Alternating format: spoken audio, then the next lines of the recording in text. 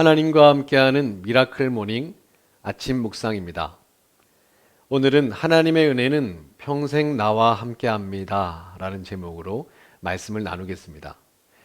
오늘 저희에게 주시는 말씀은 로마서 8장 28절 말씀.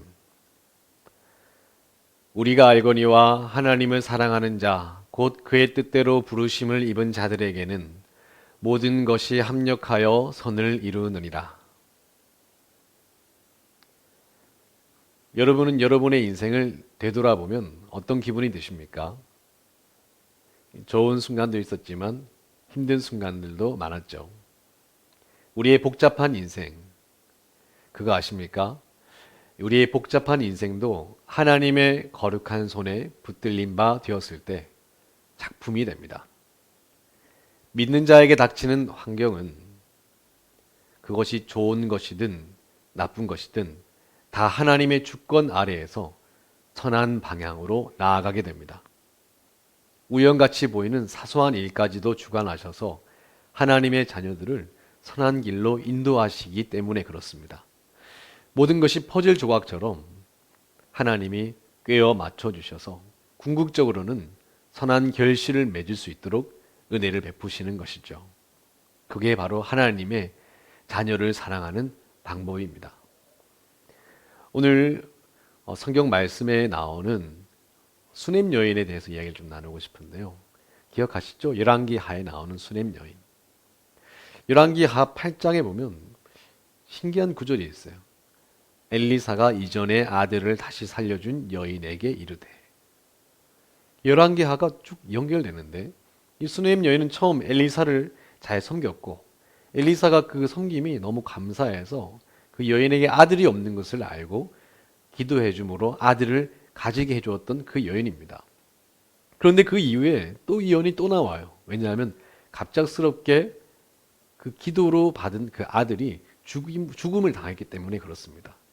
근데 엘리사가 또 그 여인에게 그 아들을 위해서 기도해 줌으로 죽었던 아들이 다시 살아나는 놀라운 기적을 베풀죠.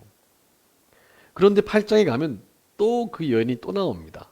엘리사가 이전에 아들을 다시 살려준 그 여인에게 또 일러서 가뭄과 기근을 피하도록 일러주는 것이 나옵니다.